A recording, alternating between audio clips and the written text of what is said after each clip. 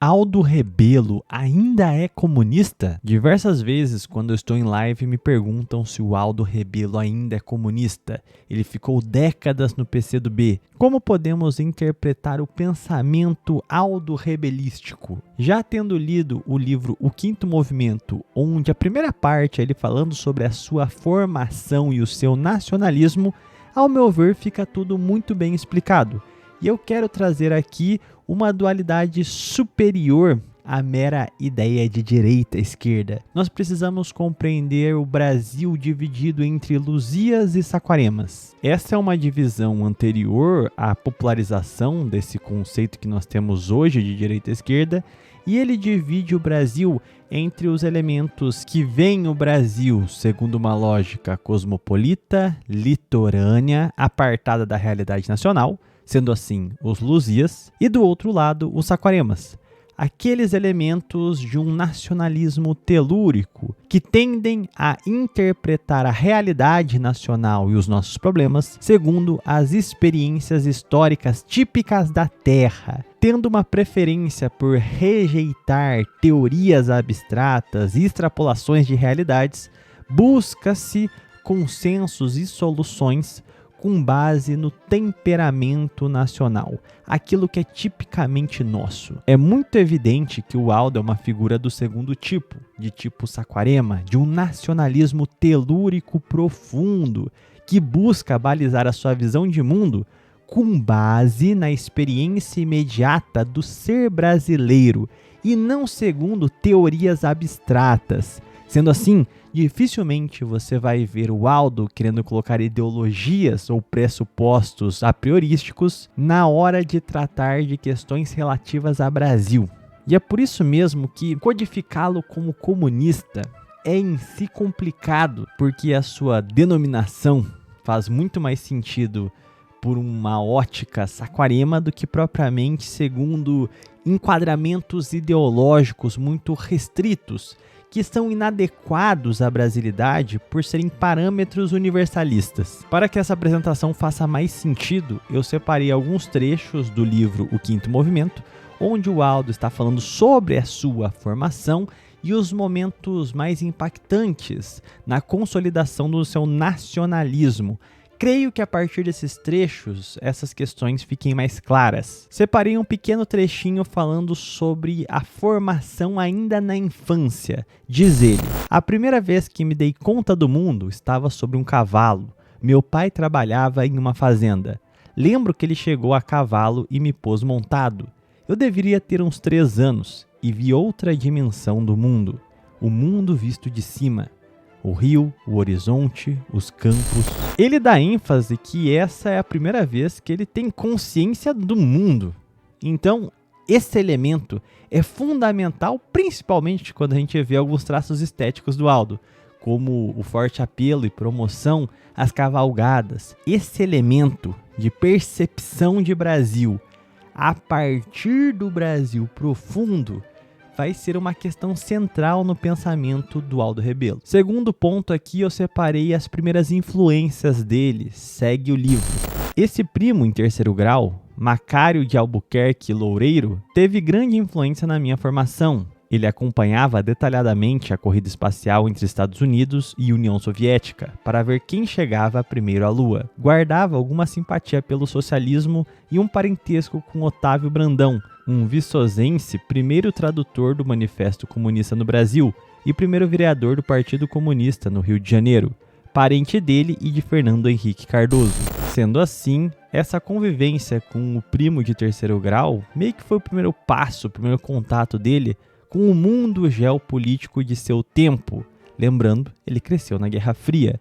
Então, isso vai determinar muitos passos do jovem Aldo Rebelo, em constante diálogo com a sua tendência telúrica. Continuando, tem um trecho falando sobre a sua educação nacionalista, que recebeu desde as primeiras letras. Aprendi no curso primário a admirar, respeitar a formação social brasileira em seus múltiplos aspectos, os feitos de seus construtores, a saga de gigantes que contribuíram para a nossa criação. Continua. E uma professora, Dona Laurita Rodrigues de Moura, do curso primário, exerceu uma profunda influência na minha formação. Ela cultivava esse apreço pela história, pelas efemérides. Fazíamos redação sobre o almirante Tamandaré, Rui Barbosa, Duque de Caxias, Floriano Peixoto, Castro Alves. Sempre que tinha uma efeméride, ela pedia uma redação, o que já nos dá um indicativo de como ele alcançou essa intimidade, reconhecimento com a história nacional. Mas prossegue num outro ponto falando sobre uma espécie de conexão ancestral com a terra, justamente sobre essa intimidade que se formou na sua educação. O município onde eu nasci fica numa área de transição entre Zona da Mata e o Agreste Alagoano, local exato da morte de Zumbi dos Palmares, segundo apontou em livro inédito o geógrafo alagoano Ivan Fernandes Lima, a partir de informações dos arquivos portugueses. Foi lá, no quilombo do Sabalangá, que Zumbi travou seu último combate, em 20 de novembro de 1695, abatido pela tropa de André Furtado de Mendonça, no sumidouro do rio Paraíba. Aliás, essas circunstâncias concorreram para que já na Câmara dos Deputados, em 95, nos 300 anos da morte do Zumbi, eu apresentasse o projeto de lei tornando 20 de novembro data nacional e o ano de 1995 em Ano Zumbi dos Palmares, projeto aprovado, sancionado e tornado lei. Sendo assim, há um imaginário folclórico na capacidade imaginativa, mais palpável, real, de ver sobre a terra que pisa os heróis do passado. Essa afinidade, essa conexão profunda, ela é por si enraizadora, impeditiva de delírios teóricos que se impõem principalmente na falta de identidade, na falta de pertencimento. Um homem que sabe de onde veio e qual é o seu tipo civilizatório dificilmente se rende a mecanismos ideológicos que tratam o homem como uma máquina, capaz de um transplante de cérebro para a execução de ideologias estranhas à experiência histórica. Mas o interessante é que no quinto movimento ele ainda dá uma estimativa de quando se origina o seu nacionalismo. Creio que pelo menos parte do meu nacionalismo nasceu desse apego telúrico à terra, ao campo. Nas férias visitava o sítio do meu avô e convivia com a literatura de cordel. Fazíamos reuniões noturnas ou nas tardes dos fins de semanas para a leitura das obras clássicas da literatura de cordel. O Pavão Misterioso, Melancia e Coco Verde, A Chegada de Lampião no Inferno, entre outros. Eram livros de sucesso dos grandes cordelistas brasileiros, que comprávamos nas feiras de Viçosa. Eram poucos os que sabiam ler na roça, então os meninos da cidade, quando iam passar as férias no campo, prestavam esse tipo de serviço. Nas feiras de Viçosa, muitas vezes passava horas apreciando os desafios, os duelos dos repentistas, que eram uma viagem não só pela poesia, pela criatividade, mas também pela história do Brasil. Alguns desses repentistas conheciam e usavam episódios históricos nas suas poesias. Isso também ajudou a formar a minha visão do mundo. O conteúdo dessa literatura e o prazer estético dos desafios que essa poesia proporcionava criavam também um vínculo afetivo, além do intelectual, com expressões da cultura do nosso povo.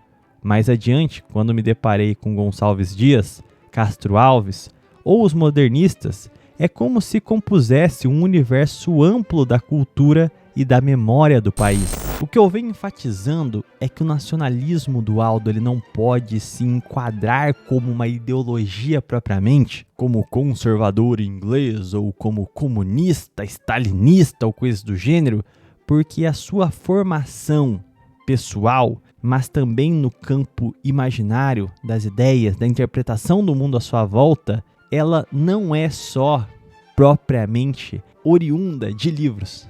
Ela é uma experiência vivida, é um ser brasílico. Sendo assim, seria impossível ele, nos momentos posteriores, conforme amadurecia, simplesmente abandonar quem era um alagoano, um brasileiro, para aderir a pensamentos ideológicos que reduzissem o ser, porque o mais importante na formação dele era justamente essa brasilidade. Por isso é importante analisar a biografia do Aldo para se compreender o que é dito no seu discurso. E o interessante é que essas primeiras experiências que ele teve no colégio, em família, com o primo, vão se conectando, enquanto ele vai descobrindo o Brasil intelectualmente, tudo se encaixa como uma perfeita harmonia, uma orquestra. A brasilidade folclórica, popular, do dia a dia, passa a se enriquecer e se coroar com o descobrimento da alta cultura, o trabalho dos modernistas. Sendo assim, há um processo de construção contínua no nacionalismo do Aldo que só pode ser compreendido teluricamente e não por marcos ideológicos. É um nacionalismo excepcionalmente existencial, psicológico, muito mais profundo em suas camadas da dimensão do ser. Chego a essa minha conclusão com esse outro trecho aqui, que é o sentimento de pertencimento como fundamentação do nacionalismo. Nada no Brasil me era estranho, desde os descobridores, os bandeirantes, até os caudilhos que participaram dessas rebeliões do Império, como o gaúcho David Canabarro e Bento Gonçalves, o pernambucano Frei Caneca, ou os heróis da Guerra do Paraguai. Todos me eram familiares. E antes de serem identificados como protagonistas de tal ou qual episódio, representavam personagens da história, da construção do Brasil.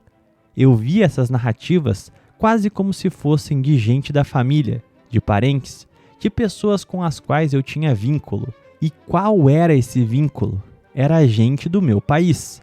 Isso os tornava muito próximos. A eles eu dedicava admiração, respeito, afeto, e cultivar a memória desses personagens era como se fosse um dever, preservar a minha própria memória de minha comunidade e de meu país. Esse trecho me soa quase como o contexto de família estendida, mesmo em termos espirituais, que nós podemos encontrar em Casagrande Senzala, quando nós temos uma vivência clara, palpável, entre os entes que já foram, as crianças, os santos. Tudo é fabuloso e convive harmonicamente como um único ente.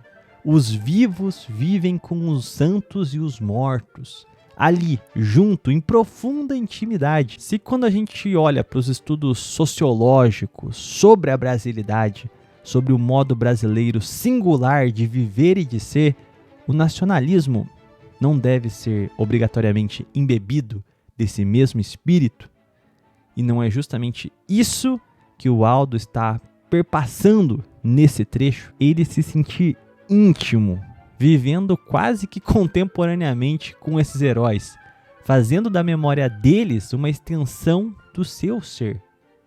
Isso é o nacionalismo no seu mais puro suco. Falando um pouco sobre a introdução das ideias do seu tempo de mocidade, ele diz o seguinte: fiz o exame de admissão e em 1968 entrei no Colégio Agrícola Floriano Peixoto, em Satuba. Era uma meninada na mesma faixa de idade e convivíamos com estudantes do ensino médio, do curso técnico.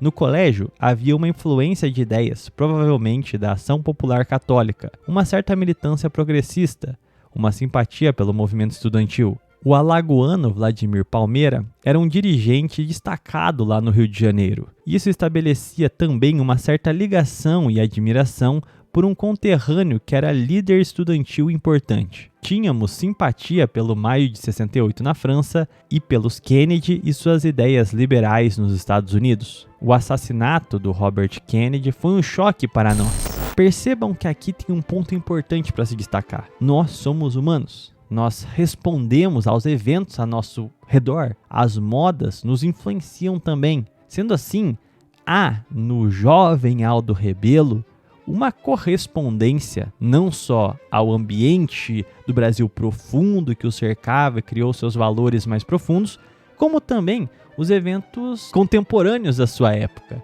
Então tudo isso foi importante para acender aquela fagulha de querer saber mais, de ir atrás do mundo político, querer saber o porquê das coisas. Então mesmo eventos que são analisados de maneira um tanto quanto crítica pelos olhos de hoje, pelo próprio Aldo, por exemplo, como a questão do Maio de 68, à época era uma novidade, as informações corriam diferente.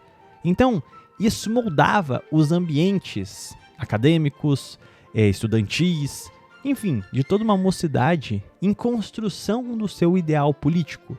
Reagiam à estrutura nacional e internacional. Mas ele comenta sobre valores aprendidos nessa passagem por esse colégio. Ele diz o seguinte: defendo a tese do retorno a esse modelo de internato, não apenas para os colégios agrícolas, mas também para os colégios técnicos. Neles, você cuida não apenas da educação formal, do ensino e da aprendizagem de matemática, de português, de história, de todas as disciplinas, mas também cuida da educação para a vida. Havia um horário para dormir, impreterivelmente às 22 horas, e despertar às 5h30 para banho e o café, pois às 7 o professor estava na sala de aula. Após o almoço, fazíamos atividades de campo 2-3 vezes por semana, e assim se mantinha a disciplina dentro daquele ambiente com centenas de crianças e adolescentes. Ao que tudo indica, isso foi abandonado. O colégio nem se chama mais Floriano Peixoto. Acabaram com a homenagem ao grande brasileiro e alagoano porque integraram essas escolas técnicas em um sistema único que não tem nome. Em nome do combate à herança da ditadura, varreram a hierarquia e a disciplina nas escolas. E o resultado é que não há nem disciplina, nem hierarquia e nem aprendizagem. Aqui há um cuidado justamente para não confundirmos o jovem Aldo com as ideias que o circulavam com o Aldo de hoje, amadurecido, vendo os erros da juventude, do seu período, mas que seria completamente injusto cobrar isso de um jovem ainda em formação. Então aqui nós já vemos uma distinção clara entre um jovem fruto de seu tempo e um homem bem formado com um ideal bem estabelecido de Brasil. E aí nós vamos para a aproximação com as esquerdas. Nessa época, uma prima minha e militante do Partido Comunista Brasileiro Revolucionário, o PCBR, foi presa em Recife. Maria Ivone era de uma família bem conhecida e também parente de meu avô. A prisão dela repercutiu muito na cidade. Claro que tinha gente que dizia, não, ela não queria fazer o bem, era terrorista. Uma irmã dela, a Sônia, estudava na nossa classe. Então o padre Jatobá disse na sala de aula, vocês estão sabendo que a irmã da Sônia foi presa? Ela é uma pessoa muito boa, generosa e humana. E aquilo me fez pensar, se essa moça é de uma organização de esquerda e é muito boa e humana, então eu preciso conhecê-la. Quando libertada, fui visitá-la e devo-lhe minha primeira leitura de Jorge Amado, uma indicação dela. Aqui há um aceno muito sutil sobre os efeitos da perseguição política no próprio regime militar. Há muitas pessoas comuns que estavam se envolvendo com organizações extremistas, gerando certo pensamento simplista para aqueles que estavam alheios a tudo isso. Para o Aldo, a irmã da Sônia era só uma boa pessoa, mesmo defendida pelo padre. Não era uma questão de convicção ideológica, queria saber sobre esses movimentos que estavam sendo perseguidos. Ora, vocês estão sendo tão abafados e combatidos, gera-se um quê de curiosidade. E com a aprovação, por exemplo, de sacerdotes que cumprem uma função de autoridade moral muito grande no interior, é óbvio que uma coisa se conectou com a outra. É uma pequena história que explica muito o porquê tantas pessoas, que não são radicais nem nada, foram se envolver com grupos bastante radicalizados do período. Então, há uma mensagem muito clara sobre como o pequeno Aldo foi se aproximar de organizações de esquerda. Mas ele também cita o ambiente universitário. Em 1971, terminei o ginásio e fui para Maceió fazer o científico, o ensino médio da época. E em 75, entrei para o curso de Direito da Universidade Federal de Alagoas. Morei na residência universitária, um ambiente coletivo do pessoal mais pobre, do interior, onde um grupo de alunos cultivava uma forte curiosidade intelectual e política. Continua. Frequentei a preparação dos encontros científicos dos estudantes de medicina, quando líamos textos de Samuel Pessoa, renomado médico sanitarista de esquerda e nacionalista. A curiosidade intelectual era preenchida por um universo muito amplo.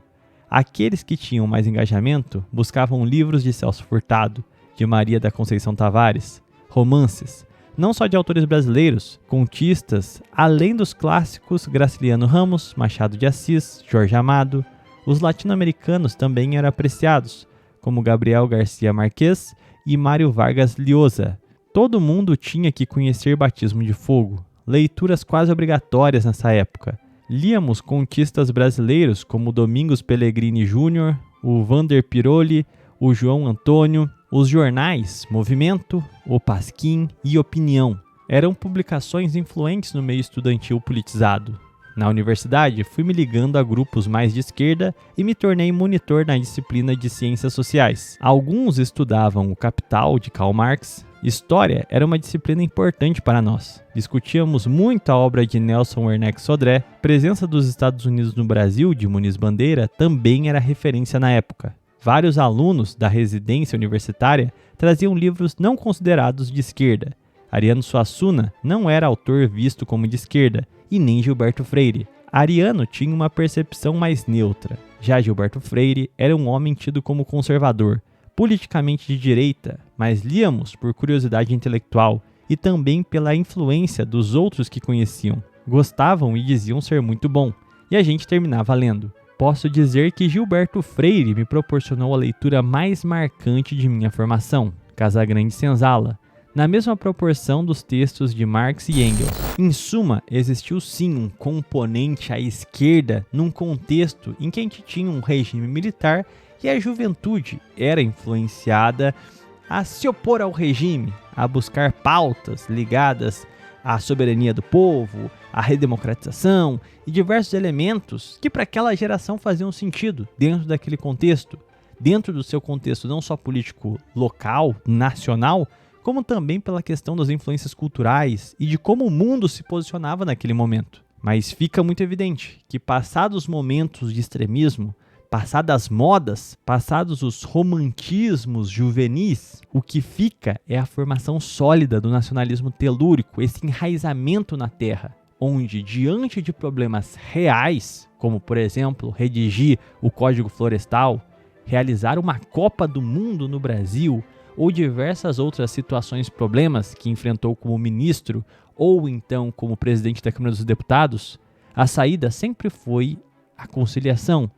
Foi ser um tanto quanto heterodoxo, foi ser bastante brasileiro. Alguém consegue acreditar que um homem que fez essas reformas, esses projetos, é um radical querendo a abolição da propriedade privada, tendo ótimas ligações com os militares e com o agronegócio?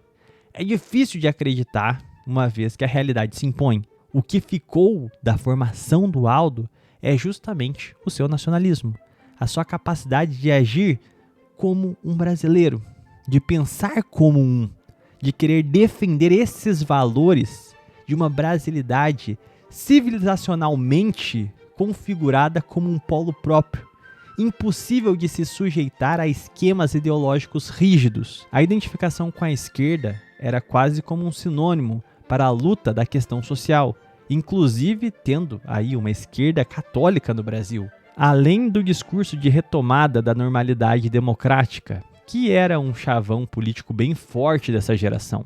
Então era natural que alguém num período de formação nesse período fosse ter uma inclinação à esquerda. Mas perceba que isso não significa se diminuir, simplesmente apagar o seu eu de verdade para se render a ideologias e teorias abstratas que nada dizem respeito ao Brasil.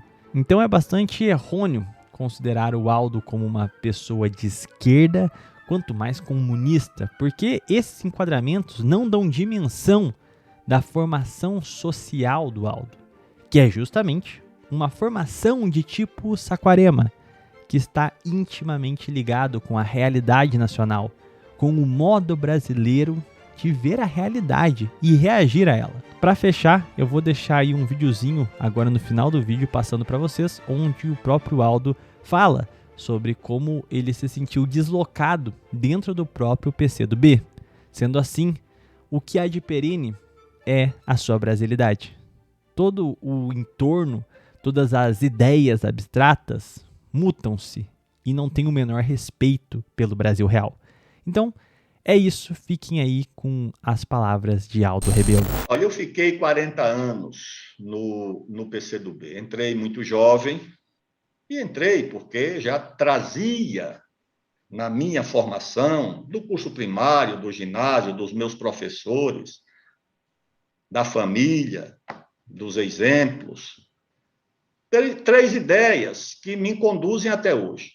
Primeiro, profundo apreço pelo meu país, pela sua história, pela sua memória. Um nacionalismo saudável, democrático, de quem sabe que o mundo há 200 anos é dividido entre os interesses nacionais dos grandes, dos fortes, geralmente contra os mais fracos, o nacionalismo agressivo, dominador das potências, e o nacionalismo defensivo, democrático, emancipador dos países que lutam pelo seu protagonismo. Sempre entendi isso.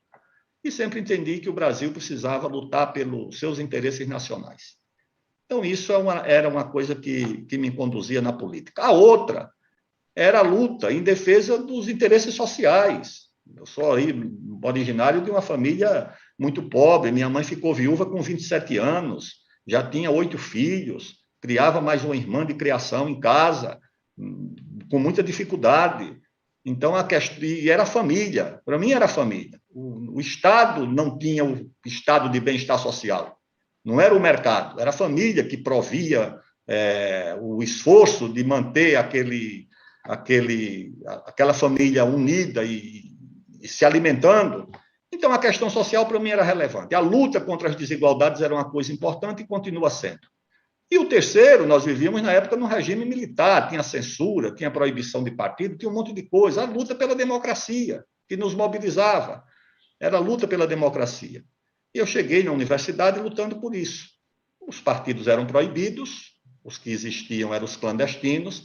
Eu entrei no PCdoB com essa agenda, fiquei ali durante muito tempo, convivi, tenho muitos amigos, mas chegou um momento em que essa agenda começou a ser questionada. Apareceu a chamada agenda identitária, onde a ideologia foi substituída pela biologia.